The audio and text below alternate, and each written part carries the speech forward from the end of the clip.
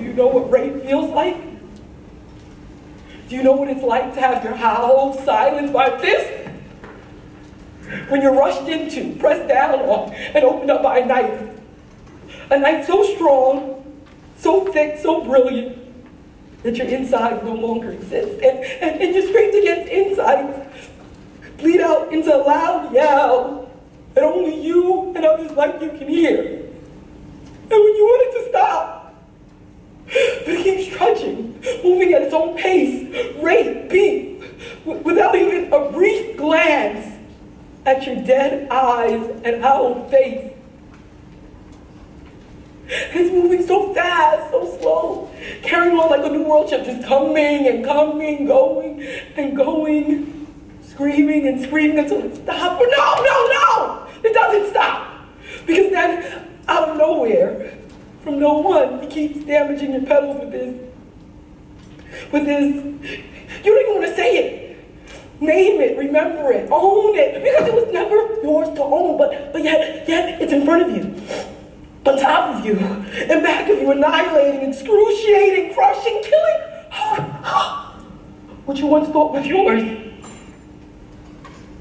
You wouldn't know what it's like to have a firecracker blow up inside you, to celebrate somebody else's freedom, to cry out, to be stamped out, and to have everyone look away. Thank you.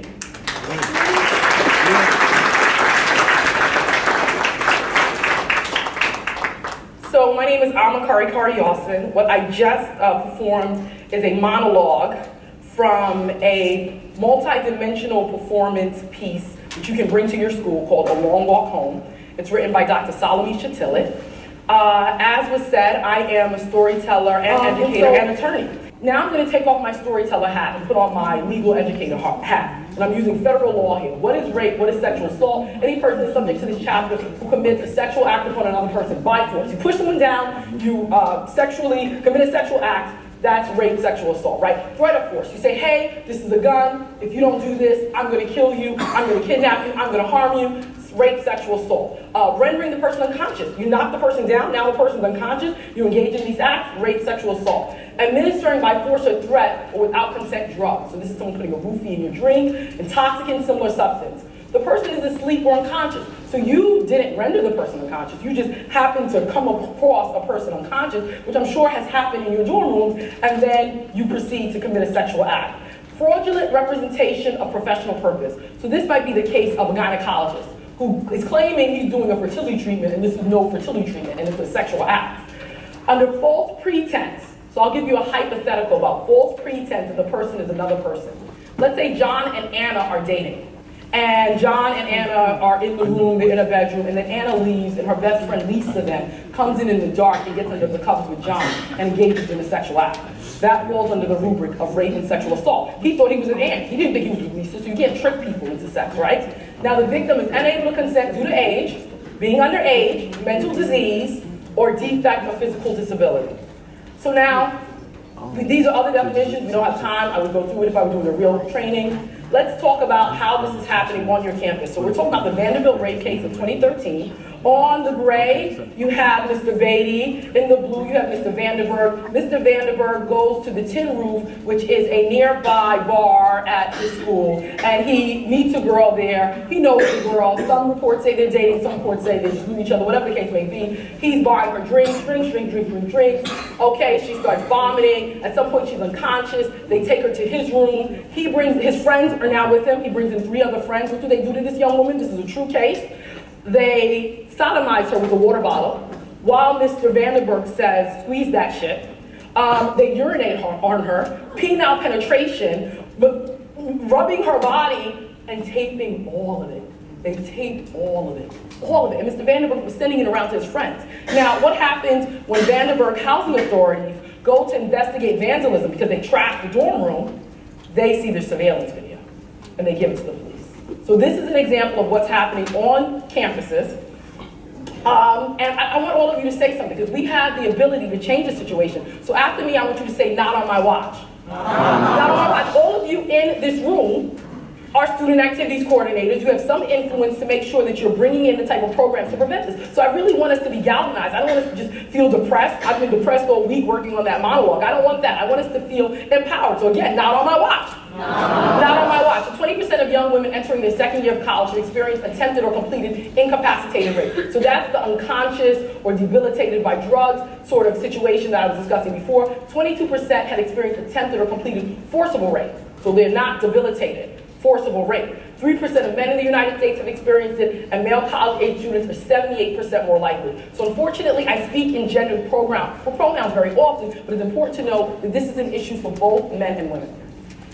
Okay, so now you're probably thinking, so what are we doing about this? I mean, this is crazy. So Title IX of the Higher Education Act prohibits discrimination based on gender. It's meant to promote gender access and equity. So now please, if you know the name offhand of the Title IX coordinator at your school, please raise your hand. So I would say less than half are raising their hand. And you all are the leaders. So if you don't freaking know, who knows? You are the leaders. If you don't know who the coordinator is, who knows? These are some of your obligations. You must hire and publicize a Title IX coordinator. So the fact that many of you didn't raise your hands means it's clearly not being publicized well, right? Provide training to students, faculty, and staff. Make sure there's a fair and equitable process for allegations of sexual misconduct. Provide a safe, non-hostile environment for complainants. But unfortunately, for all of you who do not know, you are not alone.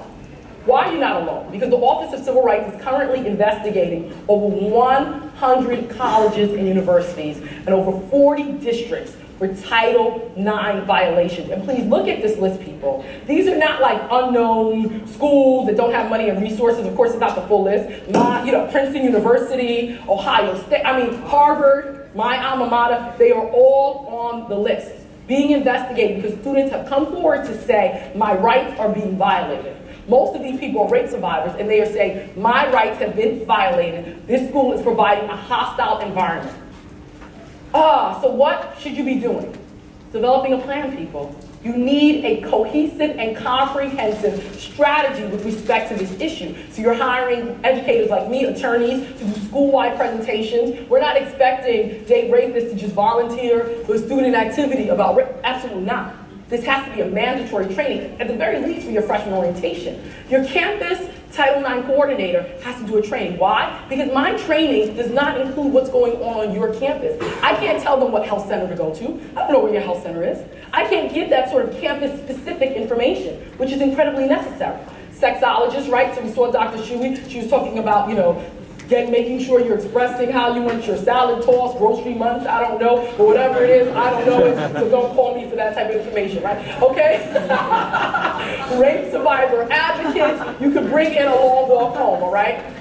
But now I'm going to go back to my storyteller hat, because I think that part of this issue is about the stories we are telling ourselves, and my entire company and mission now is about making sure we are telling ourselves better stories. So Delta Kappa Epsilon was chanting on Yale campus, 2010, not 1920, 2010, they were chanting this line. No means no. Yes means anal. My name is Jack, I'm a necrophiliac. I F dead women and fill them with my semen. Can you imagine being a freshman in your dorm and hearing a group of men chanting this nonsense? Nonsense, okay? So, this statement to me represents the horror of rape culture. Why? One, we have this idea of a male group believing that they are empowered when they are raping a woman in her most vulnerable, unconscious state. So that's one, okay? And there are books about this, return to gang rape, etc. Two, no means yes. So this goes to the idea that even though, I have to go, but my friends, you know the story. I'm at booth 99. I hope you all will remember that these are your bodies, you are autonomous over it, and that we could change this culture.